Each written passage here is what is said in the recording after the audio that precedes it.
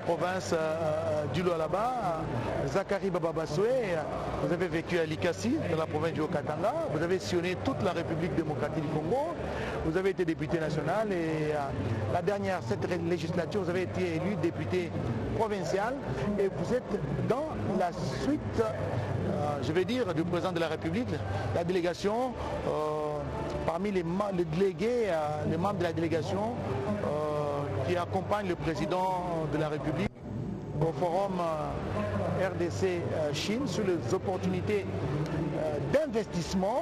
Et demain, ce sera les forums des chefs d'État et des gouvernements qu'on appelle FOCAC. Et quelles sont les leçons que vous avez pu tirer? Parce que d'un moment à l'autre, nous apprenons que le président de la République est dans les parages, il va faire son entrée. Et quelles sont les leçons que vous avez tirées de ce forum économique RDC et Chine? Parce que vous avez été dans un des ateliers. Effectivement, je viens de l'atelier. D'abord, je salue tous les amis qui nous suivent et particulièrement les députés provinciaux parce que j'ai reçu un petit mandat de l'Assemblée provinciale. Il ne faut pas l'appeler petit mandat, je sais que c'est la modestie, vous avez été modeste.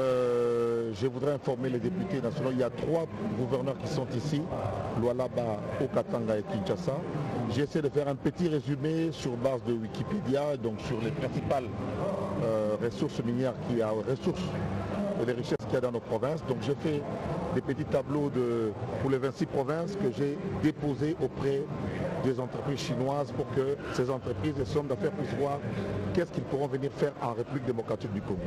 Donc je voulais donc assurer le honorable Daniel Kakopouiki ainsi que le président de l'Assemblée provinciale du Kasaï oriental pour leur dire que le message est bien arrivé. Donc ici, les Chinois s'ouvrent et que comme il y a une restitution qui va être faite au pays par le Conseil spécial en matière de stratégie, donc il est question que les provinces s'organisent pour revenir ici en Chine, de telle sorte que tout puisse aller d'abord. Donc je voudrais vraiment dire que la grande leçon, pour revenir à votre question, la grande leçon que nous avons tirée ici, c'est que les Chinois qui ont suffisamment expérimenté l'industrialisation, la transformation et qui sont très avancés en nouvelles technologies, s'ouvrent à la RDC.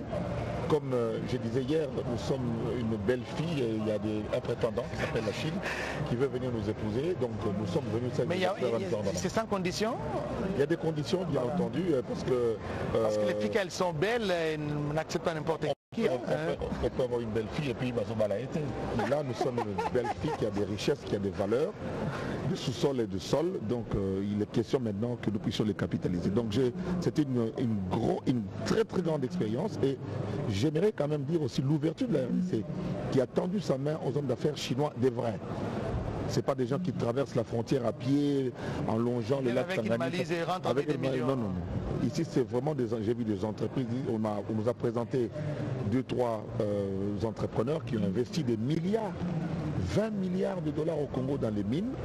Maintenant, il est question d'équilibrer pour obtenir à ce que les Congolais, et ça c'est, je salue M. Miguel de l'ARSP, qui a obtenu, ce n'est pas un combat facile, qui a obtenu que des Congolais puissent faire la sous-traitance.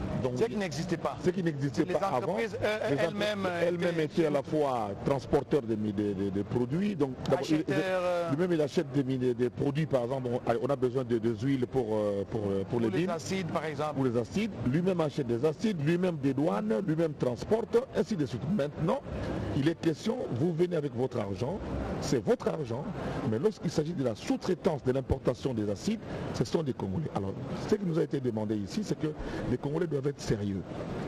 Soyez sérieux.